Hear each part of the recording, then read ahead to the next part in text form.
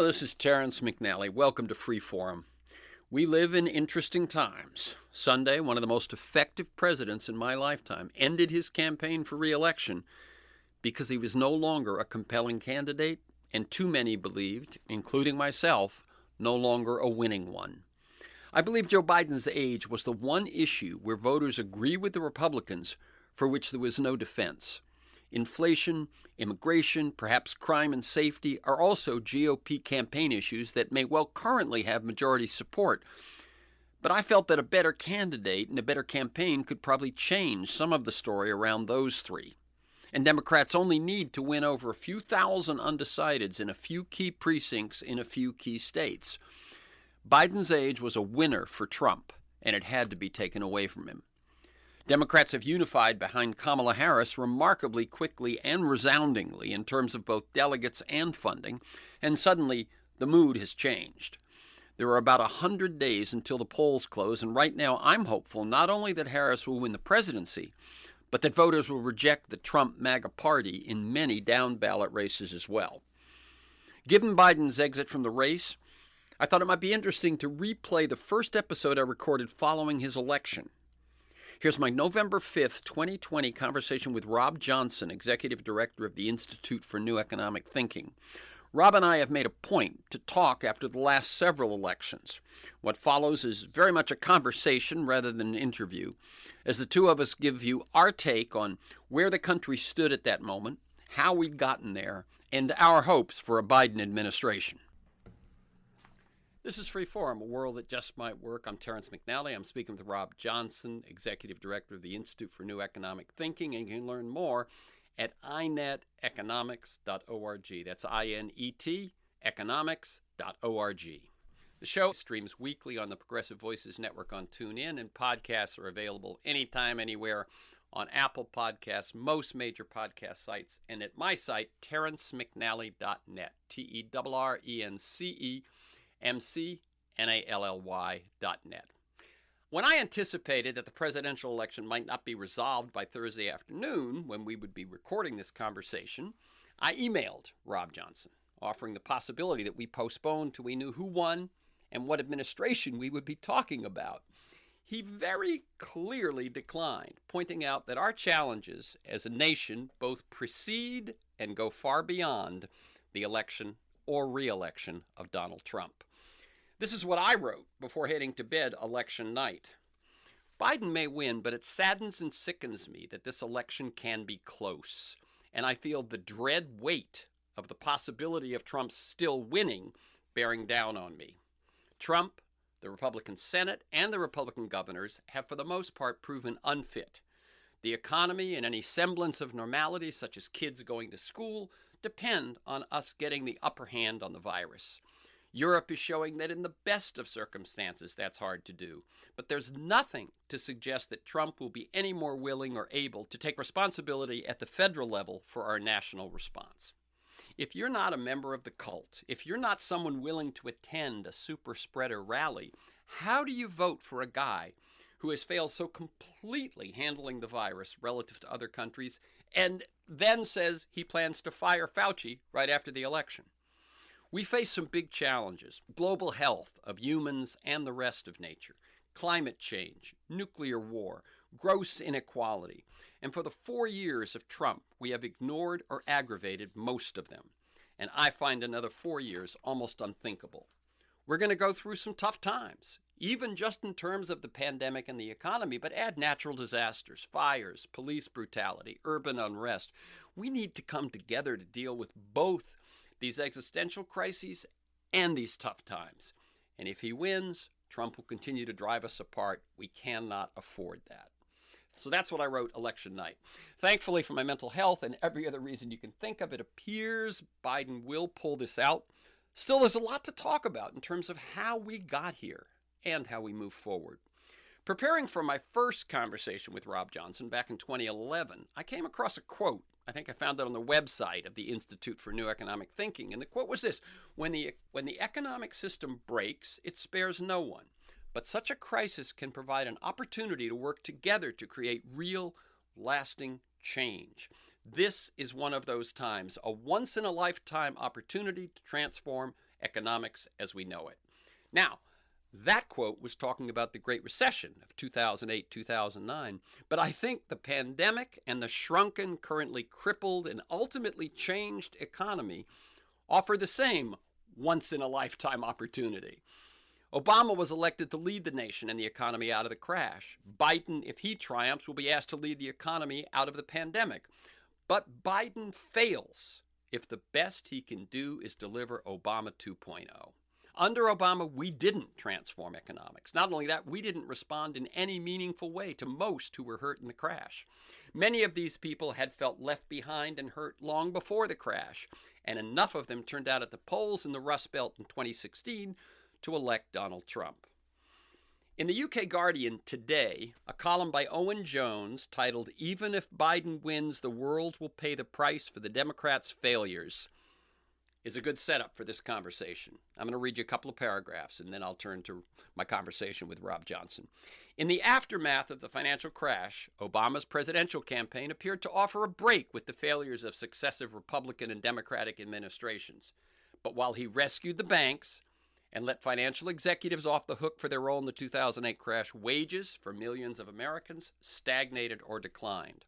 While the slice of national income belonging to middle Americans fell from 62% to 43% between 1970 and 2018, the number of billionaires has surged from 66 in 1990 with a combined wealth of $240 billion to 614 today with a total fortune of nearly $3 trillion. And there have been many billionaires added since the pandemic really locked things down in March, and they have added, I think, about $1 trillion in that time to their fortunes. America is now a society in which 1 in every 11 black adults is either in prison or on parole or probation. Racial injustices that Black Lives Matter has urgently underlined. The Democratic establishment has proved itself politically bankrupt and unable to meet these challenges. The party lost against Trump in 2016 and has at best scraped a stillborn administration this time around. We will all pick up the tab for this failure. Rob Johnson has an interesting history. He's been a player among the elites who's also a plain-speaking and passionate critic of an economic, financial, and political system that leaves too many behind. Robert Johnson previously served as chief economist of the U.S. Senate Banking Committee and was an executive producer of the Oscar-winning documentary Taxi to the Dark Side. Johnson was a management director at Soros Fund Management and is now executive director of the Institute for New Economic Thinking, funded by Soros, to encourage and support a rethinking of the fundamentals of economics so that they take into account the role of human behavior, including politics. Welcome again, Rob Johnson, to Freeform, a world that just might work. It's my pleasure to be here. I'm grateful you had me on. Okay. And let me tell listeners, we're recording this conversation Thursday, November 5th. So first of all, Rob, how are you? How are you coping with the resurgent pandemic and the overtime election? Well, there's, how would I say, I've got 2 young children in 3rd and 6th grade, largely at home at school, becoming technological wizards, and I'm enjoying watching their evolution. The call to action that led to the formation of the Institute for New Economic Thinking, which I'll refer to as INET, is now even more urgent than ever. We're trying to figure out how to transform our mode of working, and that's got some interesting challenges in it. But mostly what you invited me on to talk about, this relationship between society, politics, representation, and the notion of social and environmental sustainability, I find quite daunting. And the kind of symptoms that you described in your opening remarks suggest to me the task will be very formidable. With those young children, I feel a responsibility, not just to the ones that I've spawned, but to the whole generation, and how to impart profound change. Maybe this horridness is a gift. It's the silver lining. It's the higher spirits giving us a chance to make deep and powerful overdue changes that have been beckoning us for almost 40 years, but intensifying.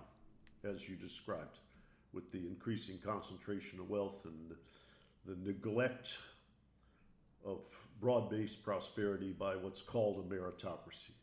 Yeah.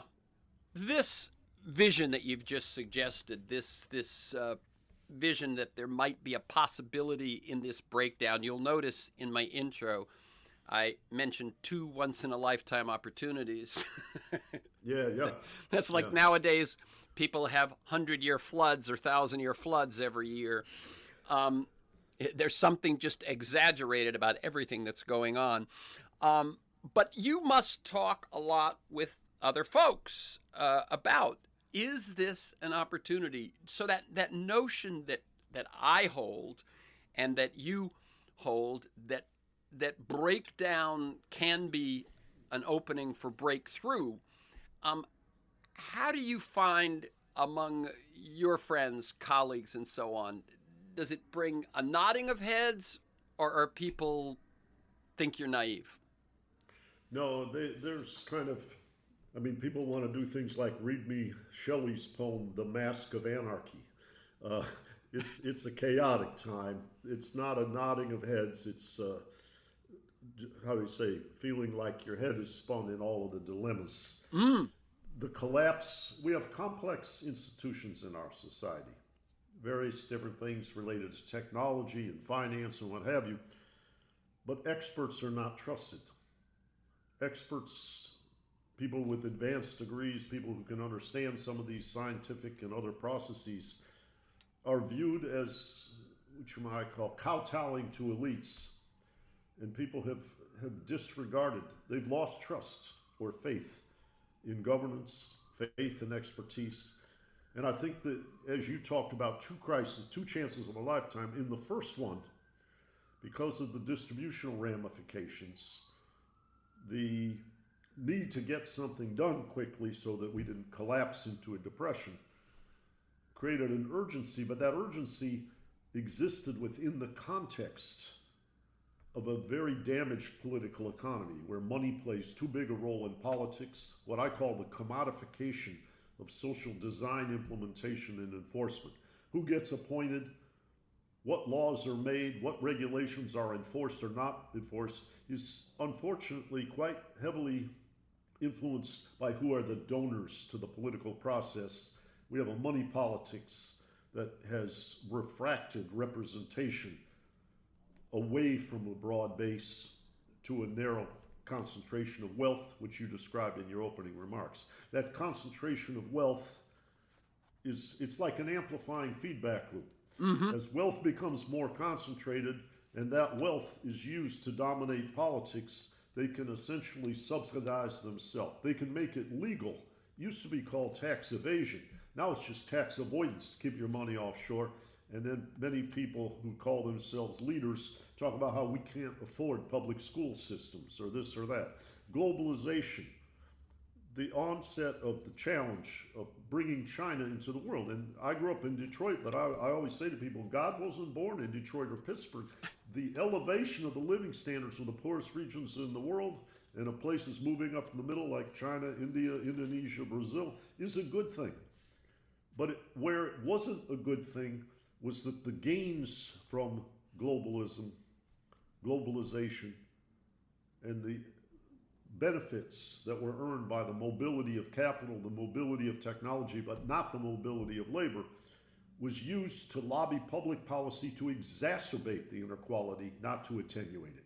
Yeah, let me stop you for a second on that one, because I think that globalization was undertaken because there was both a rational and an economic explanation for it, a justification for it. But as you point out, it would have worked had the gains from making those moves been spread and included the people who were the losers in that move. That's right. There's the old saying in economics, free trade can make everyone better off and nobody worse off. But there are mechanisms, which we'll call governance for shorthand, inside that process of transfers and retraining so that the transformation doesn't destroy large segments of the population's well-being or hope for the future. And that despair is part of what, along with financialization, along with the fears of automation, that's what that despair, what Angus Deaton and others call diseases of despair, is what fueled Donald Trump having an opportunity to become president of the United States. He could walk on the stage and say the system is rigged. And you know what? That sounded like music to everyone's ears that were despairing. And then he added, I alone can fix it, and they bought that as well. Well, that might be called seduce and abandon. Yeah. Which led to his intensifying the use of what I'll call toxic identity politics to try to maintain the coalition of the people he had abandoned. Yes, in other words, to maintain the coalition, though he didn't give them what he promised them, so then he had to hook their emotions even stronger to try to hold it together. I want to just comment on a couple of things you said.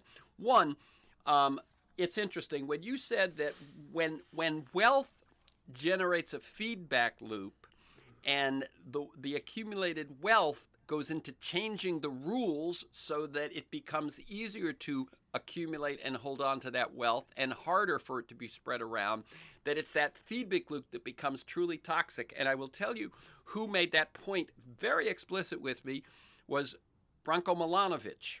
I interviewed him. He's one of the world, I'd say expert economists on inequality earlier this year. And that was one of the key sort of levers that he saw to both what was wrong and what needed to be attended to. Another thing you mentioned was that this wealth can change the rules and leaves people feel that their voice doesn't matter. Another study that I know you're fully cognizant of is the Martin Gillens at Princeton and Benjamin Page at Northwestern, who did the research. And here's the quote from their research: a proposed policy change with low support among economically elite Americans is adopted about 18% of the time, while a proposed change with high support is adopted about 45% of the time. On the other hand, when a majority of regular citizens disagree with economic elites or organized interests, they generally lose. And the numbers are there that when the middle class wins, it's usually because that's something the elites happen to want as well.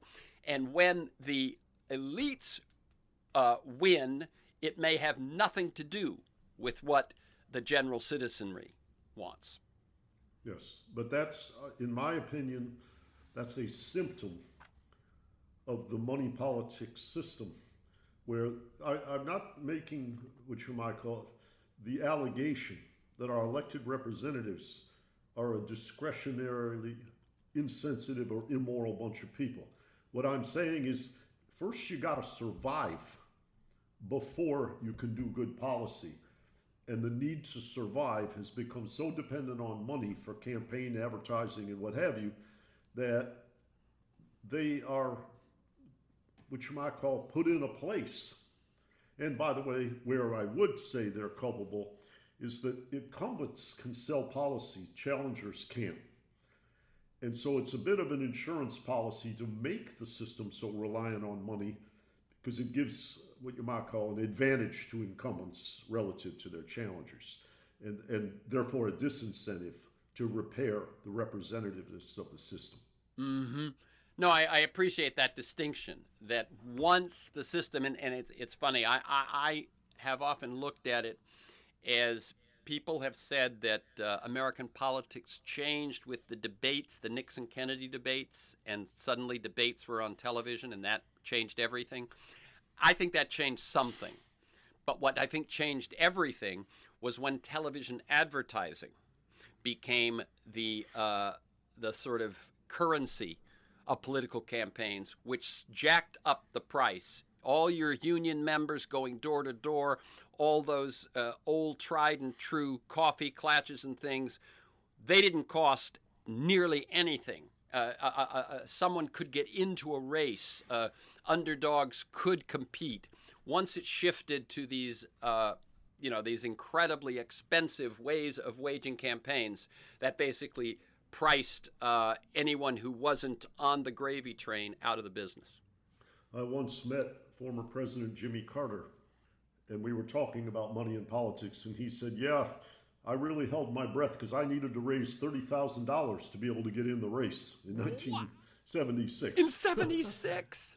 And now you're talking about over $1 billion to be a viable candidate. So I think that the scope and the scale of the influence of money. I started my what you might call legislative career working for Pete Domenici as a senior economist on the Senate Budget Committee. And one night I was talking with he and Bob Dole, who was at that time the majority leader on the floor. They were deliberating on budget. And Dole said to me, well, what would you do to help us trim the deficits? And I said, I would make sure that all media companies, television, radio, whatever, who get licenses to operate have to devote a significant proportion of time pro bono as public service, as public contribution to election. And I would have 100% public financing of elections. I think you would save so much money on what you might call log rolling in pork that people do in order to try to build their war chests to run the campaign, that the taxpayers would save $10 for every dollar they spent. Interesting. And I'm sure something he didn't expect. In other words, he figured what budget item would you cut? But you realize that it's a bank shot, if you will, a billiards bank shot. And what I thought was interesting was that Bob Dole did not dismiss what I said like I was some, irritating young kid or what have you. I was in my 20s at the time.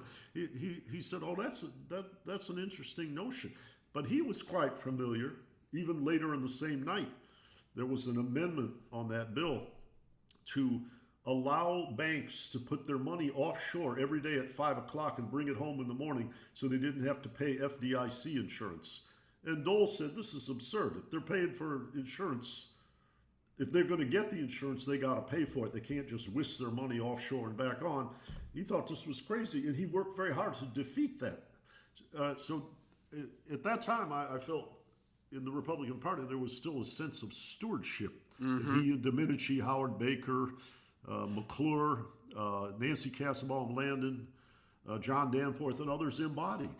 But those people got primaried out by what you might call the raw money seekers, and the system has gotten much, much more toxically polluted. And as you said, now the television advertising and various other costs have skyrocketed and made aspiring officials much more dependent on money. I mean, people tell me it costs $50 million to run for Senate in many states now. Yeah. No, it's crazy. Now, it turns out that one countervailing force is online fundraising and online donations. Yes, that's right. That's right. Doesn't change the sum you need, but it changes the people you appeal to or the people who can supply you with that huge amount of money. Well, yeah, the technology of aggregation, the cost structure of aggregation has come way, way down, and the ability to reach those people and get a constellation of small donations was not feasible in years past, and it is now. Yeah, and I mean, Bernie Sanders bragged, as have others, about the smallness of the average size of the contribution. I believe his was $27. And there are organizations, one of which I encourage people to look into, but there are others called Movement Voter Project, that instead of putting its money in big TV ads or expensive consultants, funds grassroots organizations on the ground in local areas to do their get out the vote, so that you are putting money in the hands then, smaller amounts, in the hands of people who are actually working for change, not just working within, there's a book came out just recently called The Politics Industry. And I think both of the, I mean, in other words, I have been, as you, just feel that the foundational change is to change campaign finance. that almost any, as I said to people, must be for 30 years now, whatever your issue is, environment, women's rights, you name it, labor rights, campaign finance is upstream of every one of those. And if it can be, but what I'm saying is that this new, as we were just talking about, this new possibility of raising it through smaller donations at least begins to undermine that. So you said to me when I said maybe let's postpone, you said, and I'm not going to be any easier on the Democrats. Basically, what you're saying is that everything we're describing, let me preface that. We are not saying they are identical. We are not saying that Donald Trump or Hillary Clinton wouldn't have handled the pandemic differently, or that Donald Trump or Joe Biden wouldn't handle the pandemic differently. But to not be the same is not to say that the Democratic Party has been serving enough Americans to return to those days when the labor unions represented the working people and the labor unions tended to be Democratic. We allowed that to break, and when that broke, I don't believe the Democratic Party as a whole, there are exceptions, the Squad, Bernie, etc., but as a whole, it went the way of money. Yeah, and as I mentioned with this amplifying feedback loop, yes, the use of policy exacerbated that and narrowed the number of people and large companies that have effective influence over our social design and implementation. And I think that further demoralized many people. And that is not something that's unique to the Republican Party. It's a systemic phenomenon that affects both sides. Mm-hmm. You talk about, and you've mentioned it a couple of times so far today, a crisis of representation. And I don't have the feeling that a lot of people talk about representation, but I think you're talking about, and I'll let you talk about it, but it is, if you do not feel represented, you have no sense of ownership. You have no sense of belonging. And when those kinds of threads break, when that sort of fabric breaks, then things happen like what we've been describing so far, where you vote your desperation rather than your aspiration. Right. What I would say, there's a gentleman you may be acquainted with, I've corresponded with, named Stuart Zeckman. And in 2011, he was on a podcast where he described a senior Obama official who, how would I put this? The senior Obama official who refused to be disclosed by name said, "This is no longer like the New Deal of Franklin Roosevelt. We can't refer to that because people don't trust in government." And Zeckman, who was the guest, I believe was a musical artist at the time, but he was a guest on this podcast that day, had dug in to the Gallup polls about this notion that among progressives, they didn't trust the government. And the senior official was saying Obama can't do these more progressive policies because of that cynicism. And when you dug into the polls, what Zeckman reported was the reason they didn't trust the government was they felt that the government had been captured and was working for what we'll call the plutocrats and the large corporations, not for the people. So they lost faith in what you might call the mechanism of governance to create balance. And I think that that has continued. And I think that the consulting revenues and other things that people inside the Beltway make has fed that process, the lobbying and what have you. And at this juncture, I think that the despair that people feel is not being answered. Let's just say, for instance, if in the 16 years prior to the nomination of Donald Trump, things happened that alienated people, made them despondent, and that becomes what you might call the history as co-author of why Trump got the nomination. And then at the end of Trump's time, you run Joe Biden, who was the vice president in 8 of those 16 years, and a senior senator in the other 8. And you go to the convention, and I made a podcast of my own on economics and beyond with Rob Johnson, with Bob Borisage, right after the Democratic convention. And what was his key point? They campaigned for 3 days on what a bad guy Trump was. Yep. They didn't say, we went to school, we went introspective, we learned what we didn't do right in those previous 8 years. And you've alluded to that, about the nature of the bailouts and so forth, that spawned the Tea Party and Occupy and turned the House Republican, the Senate Republican, and elected Donald Trump. And so now you have somebody who's what you might call symbolic of that era that produced Trump, berating Trump, but not talking about how he's gone introspective with his team and they're going to do things differently.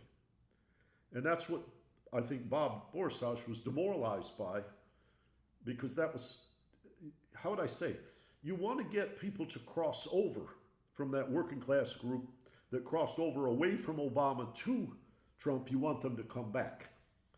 But the other thing you want is the people who stayed home in places like Detroit, Michigan, that said, there's nothing on the menu I want to order from that restaurant called National Politics.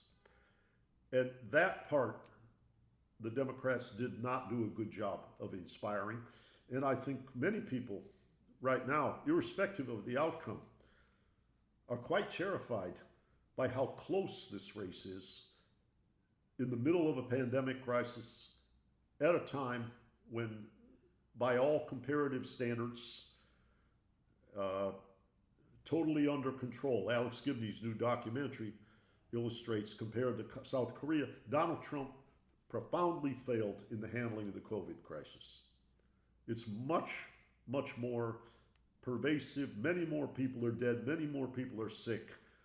And he's talking about firing Fauci, as you said at the outset. But when people say there isn't an alternative that inspires me, they may still not get out of bed and vote. And this election is much closer than I thought it ever would, in my wildest dreams, that I thought it ever would be. Absolutely. I felt, I was shocked that Trump won in 2016. But once I got over my shock, I said, well, you know, at its very simplest, the right had been building a case against Hillary Clinton for 30 years. She had been demonized, and Trump offered, as I recall, to me, the most crucial moment in any of the debates was in the final debate. We're going back to 2016, between Trump and Hillary. And he didn't pull it quite as much with Biden this time around, though he could have, when he just repeated about 3 or 4 times, you've been in Washington for 30 years, it hasn't changed. He didn't pull that nearly as much with Biden as I think he could have, because to me, that is Trump's argument. Now, it gets harder to do when you've been president for 3 years and nothing's changed, you know, so on. But that damnation of you haven't responded. You haven't dealt. And as you say, had the Democrats done that examination, now there are certainly people within the Democratic Party that are either doing that examination or are the result of that examination. AOC, the Squad, Bernie, etc. There's people who know that the problem is that it isn't just that we haven't done the things that excite voters. It's we haven't done the things that heal our nation. You know, it's those 4 years between the elections that we're not making America what it could be, because we do just enough to be different than the other side, maybe. If I'm not mistaken, going back to what you said of trying to pull people who used to maybe vote Democratic back, You say, I'm not in favor of the Green New Deal if you're Biden. You say, I'm not in favor of Medicare for all. More again than you say what you are for. Yeah. And what you do is you play a game called least worst by a sliver. In other words, both sides are competing for the money politics, which is that distorted and refracted representation. It's that crisis.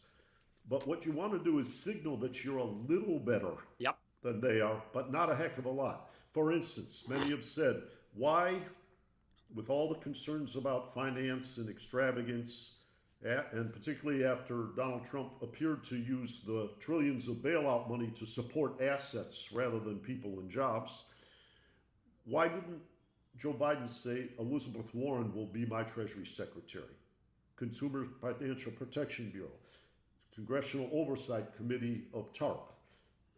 She's sophisticated and she's shown a very different vision of what to do with finance. And the answer you get when you hear the inside the baseball whispers is, well, then it would chase all the fundraising over to the Republican side. Elizabeth would have taken all the Wall Street people off of Biden's team and chased them over. Well, so both sides are quite constrained about what they can do to serve a broad base of the public. And I think that the population is quite cynically sensitive to the failures of representation being a systemic problem, not a question of this personality or that personality.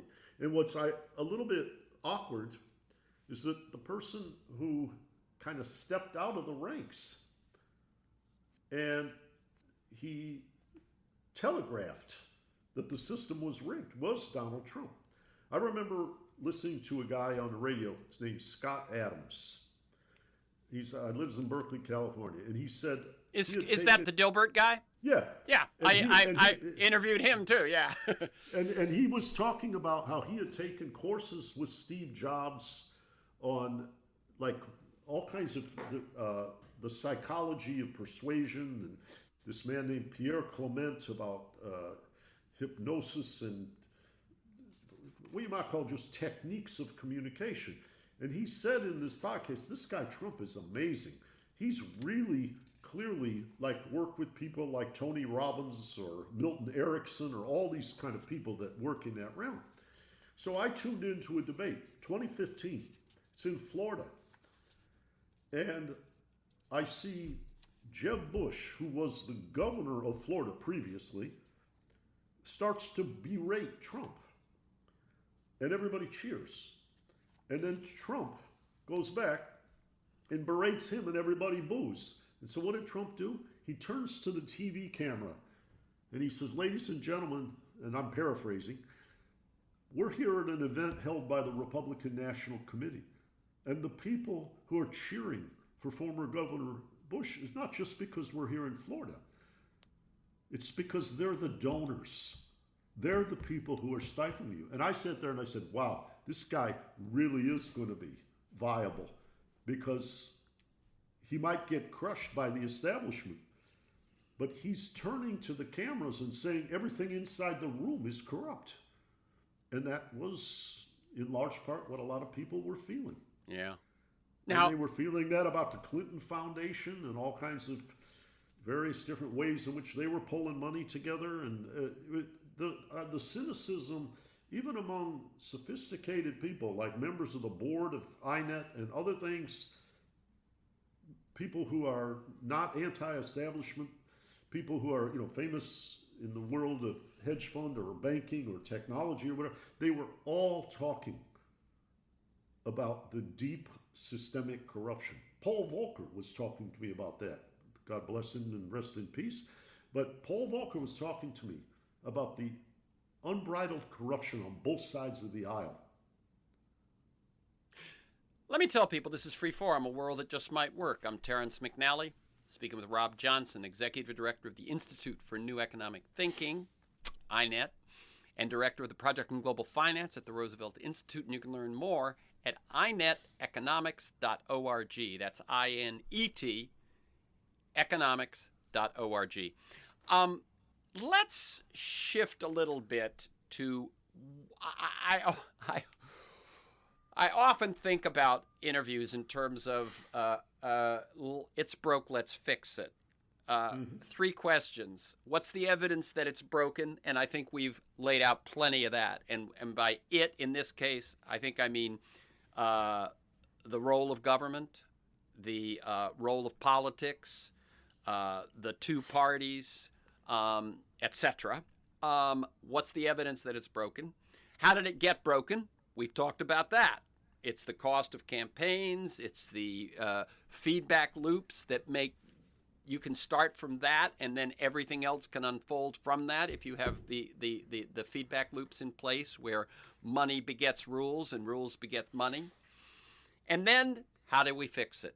So when you think about how we fix it, it seems to me that question has a number of levels, but the first two that occur to me is what sort of changes need to be made. Okay, like one could change campaign finance, one could change taxes on speculation, one could change the way we do college loans, one could change expand universal health care, etc.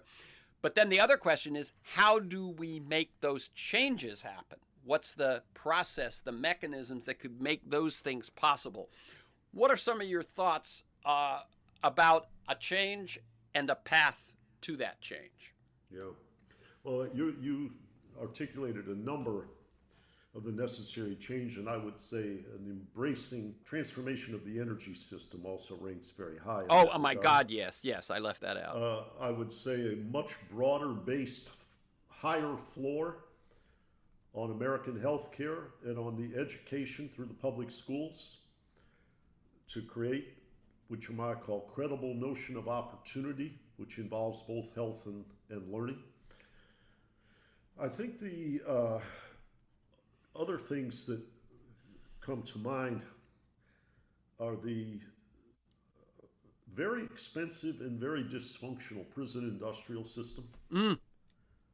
I do not believe, let's say someone does something wrong, and in a society that supposedly has spiritual or religious values, the notion of redemption, the notion of someone getting back on track in prison, being given opportunity to be educated, to be trained, so that when their term is up, they can come out and do something productive and self-satisfying in civil society and not go back to jail. I think we're missing tremendous opportunities in that regard. I am concerned, particularly with concern for safety, that the weaponization of our law enforcement system, a byproduct of the weapons created for wars like Afghanistan and Iraq and the way people are trained. The militarization, right? The militarization, yeah. Yes. It's but it's also a psychological Yes, it thing, is. because when you go to a foreign country in a war, those people are called enemies, even though they're humans. Here, these are your citizens. They're the people you're supposed to be protecting. And the militarization seems to be accompanied by what you might call a demonization, yes, particularly as it pertains to race. And I think that we've got to re-examine. I mean, even I've seen evidence that people like the Koch brothers are concerned about the cost of the prison system and the inhumanity of it. It's not just a left or a right thing. I've seen what you might call strange bedfellows in supporting such a thing. But I can talk about all of these policies, but if we allow the commodification of social design through money and politics, all of these policies will be off course. Now, the question that you asked, which is the bigger question, how are you going to change that? My own sense right now is that we are at the cusp with the pandemic, after the murder of George Floyd, with concerns about law enforcement and prisons, with all kinds of social distress and social activism that even elites, even the people who can live in a gated community, are becoming scared about the stability of our society. Some may even say that the advent of someone like Donald Trump as a president reflects a despair and threatens the fabric of democracy. And so, what I guess I would say is that young people need to continue this rising trend of activism. And I would hope that what you may call stewardship-minded, frightened, more senior people, wealthy people, would understand that we are not on a sustainable trajectory and their lives can be harmed too. I mean, there are a lot of wealthy people who've gotten the COVID virus. Exactly. Not in proportion Right. to their numbers, but the kind of things that are malfunctioning in our society now can bring down all of our lives, not just a small segment, disproportionately that smaller segment, but everybody's at risk now. Yeah, no, I mean, I believe that though with the inequities we see, that the shared vulnerability to something like the virus, shared across your city, across your state, across your country, across the globe, is I think it gets through to people. And I think, by the way, that we were in a state of shared vulnerability when, with the aid of a 17-year-old's phone and video, we were all witnesses to George Floyd's murder. That right. Two things came together, three things. One, the act happened, but two, we were in a vulnerable state and a shared vulnerable state, and we were witnesses. And I think that is why we had the demonstrations we had, was that all those things came together. Can I tell you that as you were saying those last few things, two of the subjects I was hoping to touch on with you before the end of the hour both came up for me. One is, you said that young people keep acting, keep fighting, keep moving. I have been thinking about for a few years something I call 60s 2.0, which is that the young people hold a lot of the same values that motivated the best of the 60s. You know, the 60s was a mixed era, but I'm talking about the best, which was, you know, civil rights and anti-war and community and you know, a lot of nature, all of those things. But that there are some things I think that give those values a better chance today. One is that there's technology that makes it easier to organize and easier to not feel alone. Second, that in the 60s, there was much less of a talent pool to pull from. Almost every leader, you look at the Chicago 8 movie, and it's all male. And it's 8 white males and a black male. And all the leaders back then pretty much were. And now I think I point just to the most opposite thing you could see, which is Greta Thunberg. Yes.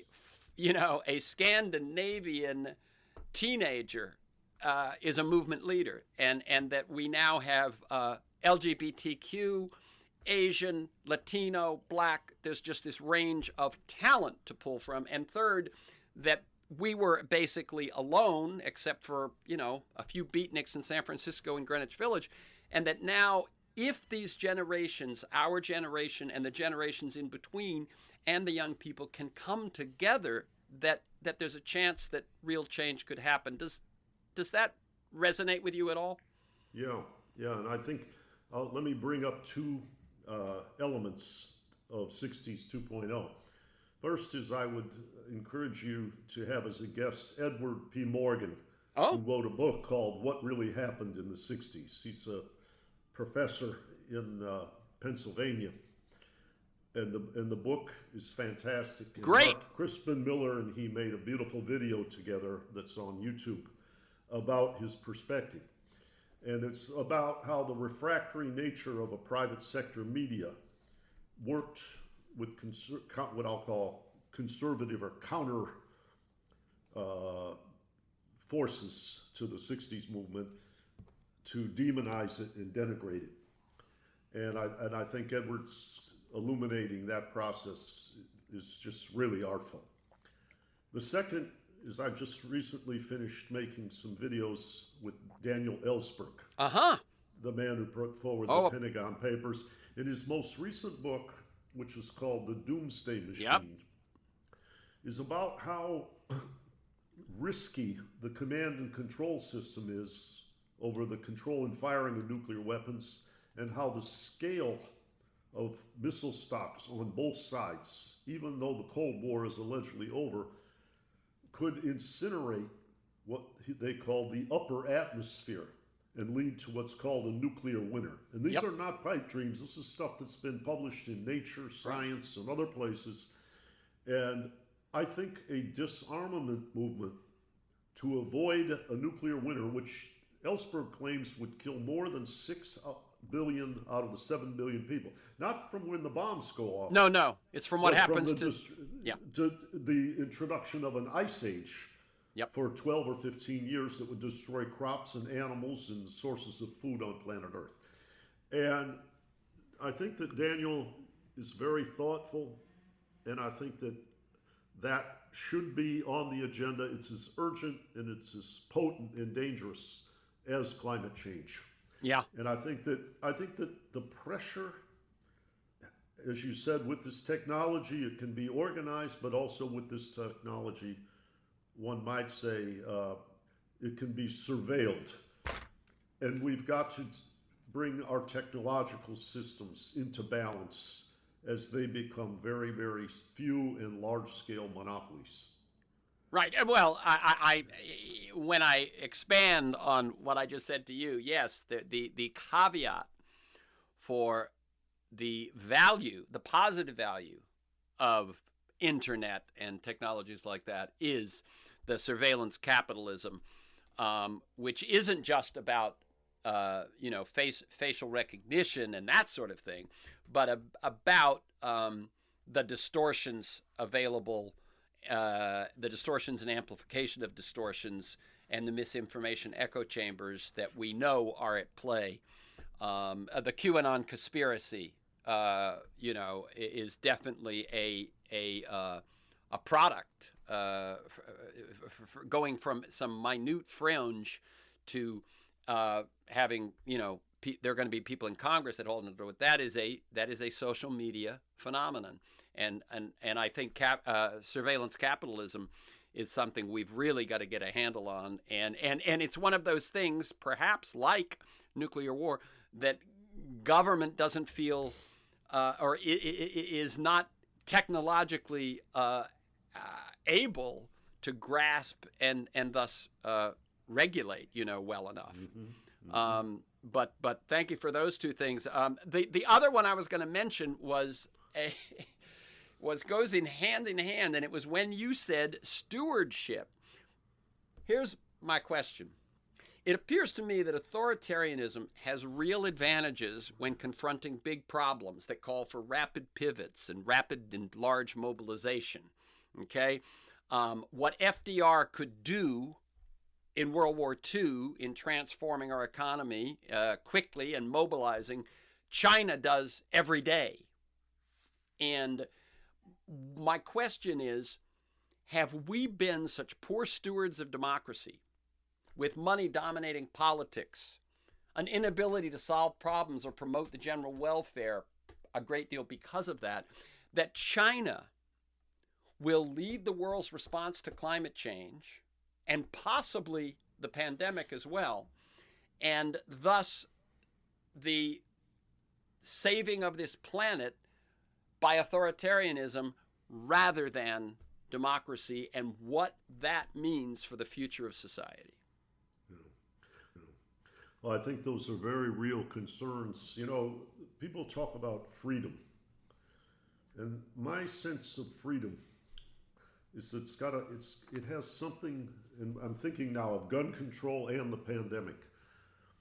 with regard to freedom, part of freedom is having the right to do what you want to do. But part of freedom is having the right to be protected from the intrusion and side effects of other people's actions. Yeah. And we don't, in the realm of gun control or in the realm of pandemic discipline, seem to have found the balance. And I think to the detriment of the integrity of our society, watching these militarized protest groups on New York Times videos the last couple of days is really haunting. I mean, it's one thing to defend free speech for people on both sides. It's another thing to let them carry AK-47s while intimidating people on the other side.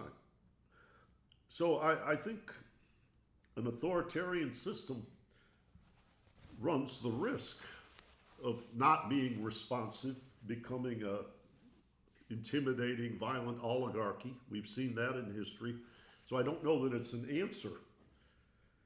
But I also sense, and I do a lot of work in China over the years, going back to the late 1980s, is that there is an awareness among Chinese educated elite in the government that social instability is like a contagion, and it tends to bring down empires and governments throughout their history. And being responsive in design and in implementation is something they're every bit as sensitive to or more than a lot of people in the West. But I guess in the U.S.-China comparison, where I'm concerned, and I've done conferences on this and a lot of work in recent months, is the role of China versus the United States in the development of the African continent, where if you look at the next 50 years of demographic profiles, the rise of the working age population from about 1.2 billion to 2.6 billion people in Africa is going to be enormous. It's a development challenge in the context of climate change, automation, machine learning, where we don't have a development strategy, and obviously the fears of wide-scale migration are already quite profound in parts of Europe. And yet, when I watch the Chinese, I mean, it looks a little bit like the old Argentine situation where the British built the railroads and then controlled the distribution and suppressed the profits of the people within the country. The Chinese are building ports, they're building railroads, they're building things, but at least they're contributing to development. In the United States, it looks more like gunpoint and coercive finance.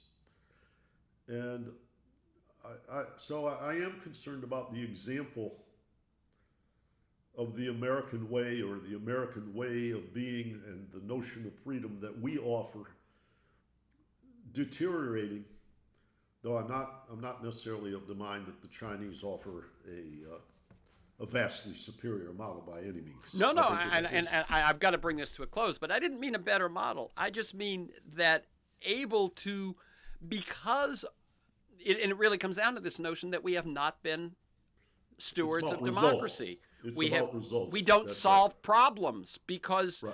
The lobbyist is in the way, and the payoff is here, and it isn't like you put the problem out there and now you say, and this is how we solve it, and this is what it takes. It has to go through all these filters of garbage, basically, so that people, so that the money gets what they want versus solving the problem, and that by becoming laxer and laxer in terms of democracy being able to solve problems, it cedes the game to authoritarianism, which doesn't have to put up with quite as much of that stuff when it makes a decision.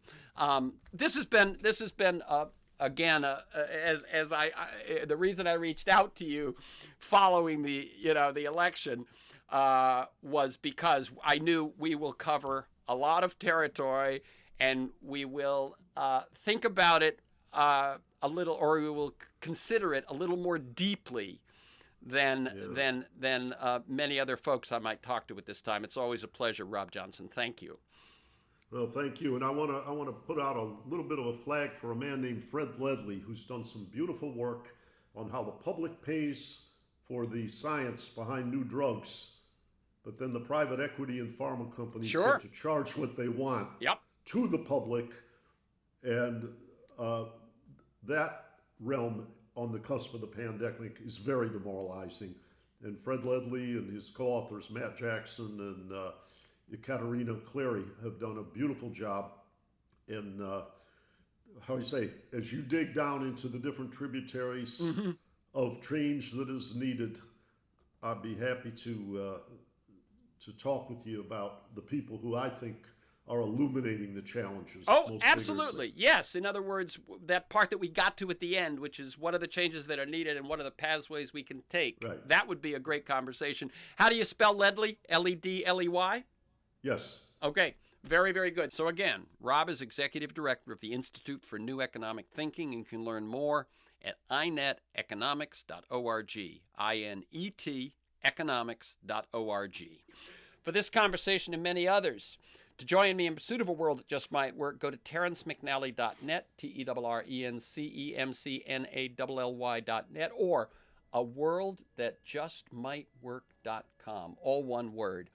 They're the same website. And if you want to receive my weekly email announcement where I tell you who's going to be on, what we're going to talk about, and I give you 8 to 10 articles that I think are really timely and relevant, sign up at my site or email me at temcnally@mac.com, TEMCNALLY@mac.com. You can also subscribe and listen to the Freeform podcast on Apple Podcasts, iTunes, and most podcast sites. You can find archives, and the archives are searchable at my site. They're not usually searchable on the podcast sites. But Michael Lewis, Jeremy Scahill, Naomi Klein, Robert Reich, Van Jones, on and on. Thank you to G in production, George Vasilopoulos at Progressive Voices, and most of all you, my listeners, please share this podcast widely. Thank you, Rob Johnson. Keep up the good work. Well, the pleasure is mine. Thank you.